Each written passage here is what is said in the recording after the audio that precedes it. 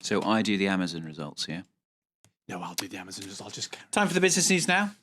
We got there. With a first look at what European markets think of that latest EU summit. We were actually just discussing Amazon results. I'll get into those in just a moment. There are plenty of results out this morning, but let's just take a look at the European markets in the wake, as Stuart says, of that EU summit in Brussels on Monday evening, and a pretty good reaction so far.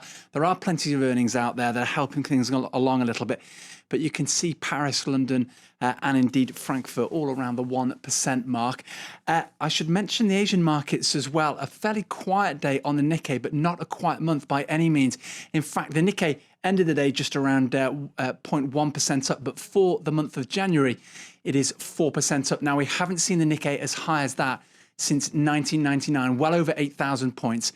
And you can see there bringing the rest of the markets up with it. So a stellar day for investors in Japan. Okay, not catching them napping, unlike us. So a great month for Japanese stocks, and yet some pretty woeful earnings for some of the market titans. Yeah, particularly the Japanese ones, in fact. If you look at Honda and Toshiba, both posting some very disappointing results. Yes, they are still feeling the fallout of last year's nuclear disaster in Japan and the knock-on effect it had on exports and so on. You can see there, Toshiba, for example, their profits down around 40%. Similar sort of picture for Honda as well. Sorry, Honda's profits down 41%. Toshiba, around a 70% fall for the third quarter. ARM, the chip maker in the UK, though, had a better time of it over Christmas. You can see their fourth quarter earnings up over around 11%, around £33 million. And BSkyB appears to be shaking off the fallout of the whole phone hacking scandal and the effect it had on its chairman, James Murdoch. You can see there for the last quarter as well. Sorry, for the first half of the year, around £33 million up. Okay, well, Amazon is expected to report a sharp drop in earnings despite surging sales later this Tuesday. The online retailer's Fire Kindle tablet computer have helped sales reach an estimated $18.3 billion over the Christmas period, a 40% increase on the previous year. But thin profit margins mean earnings expected to be around 17 cents per share, down from 91 cents for the same period a year earlier. Now, we looked a little earlier at the new budget rules these leaders agreed on, of course, at the EU summit. But Owen thinks that the Greeks, what they said afterwards, is very significant. Yeah, the budget stuff was comparatively simple when you think about it. But it was interesting that afterwards, when this summit had wrapped up, what the Greek Prime Minister had to say was significant, and for me at least was fairly startling, raising the possibility that not one bailout was enough, not two, with a second one on the horizon, but maybe the Greeks will need even more what he describes as public funding in the future. Take that to mean more potential international loans from the international community. Remember, this all comes as the Greeks try to fight off any sort of move by European authorities to take control of its budget. Kyle Brown has the details for us. After a first bailout loan of 110 billion euros, Greece hopes to secure another worth 130 billion. But the Prime Minister left open the possibility that the debt-ridden country could need yet more assistance. Again, it's too early right now to say whether we will need some extra public funding. Our goal is to avert such an alternative. That's our goal. Our goal is to avert further funding support by our creditors.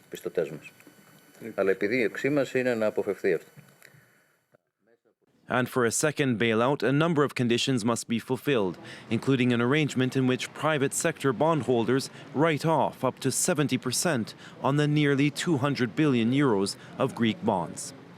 Some analysts say for Greece to restructure its debt, it must make deeper spending cuts and introduce more labour market reforms. They are not delivering on their own promises when it comes to reforms.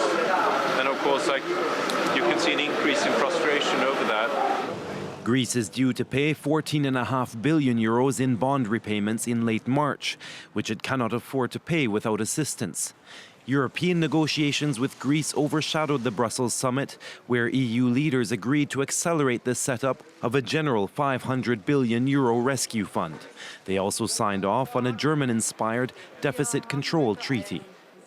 So not a great summit for Greece, but David Cameron, he had a bit of a better time, did he? Yeah, I'm not sure if it's bad form to be trying to drum up a little bit of business for the City of London, but he did it anyway. Remember, this summit was just hours after President Nicolas Sarkozy had launched what many thought was basically his re-election manifesto. One of those pledges was to introduce unilaterally a transaction tax on all stocks and derivatives traded inside France and indeed outside France. If possible, the UK has said it will never sign up to this kind of financial transaction tax. David Cameron took the opportunity to make that clear and also suggest that French banks might like to relocate to London, a city, he says, which has huge significance for the economy of the UK. Here's David Cameron.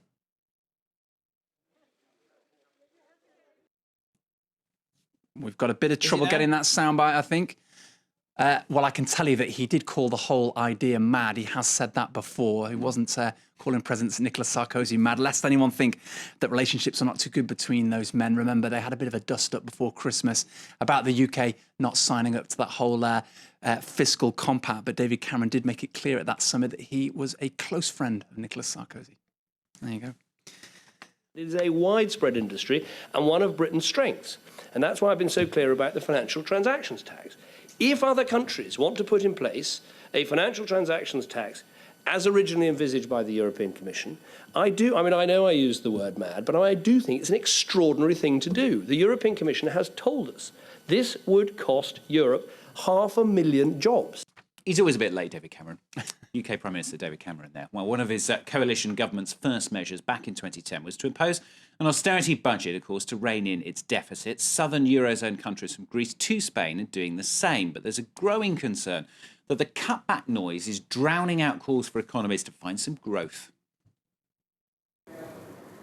After months of negotiations, European leaders have endorsed a treaty to curb overspending and to make it more difficult for countries to escape sanctions for allowing their debts to expand. The treaty is all about more responsibility and better surveillance. And every country that signs it commits to bring in a debt break or a golden rule into its own legislation and will do so at constitutional or equivalent level. The treaty has been hailed as a victory for leaders such as German Chancellor Angela Merkel, who have long called for greater budgetary discipline. But Greece and Italy have chafed at tax rises and spending cuts, which leave little room for growth. The so-called fiscal pact, which will effectively outlaw high levels of deficit spending, worries those who urge job creation on a continent where average unemployment rates exceed 10% and youth unemployment can be twice as high. To tackle youth unemployment, each member state will prepare a national job plan. I propose that at its core will be a youth guarantee, which ensures that all young people are either in a job, in training, or in education within 4 months of leaving school. Leaders at the Brussels summit also endorsed an agreement on the European Stability Mechanism, a more permanent rescue fund that seeks to prevent the debt crisis from spreading further through Europe. Finance ministers gathering at the Eurogroup meeting next week will decide whether to launch the €500 billion mechanism, possibly as early as July. That's your latest business, that's your latest news as well. Owen's back tomorrow, so am I. But Claire's got the latest headlines after the break. Join us then.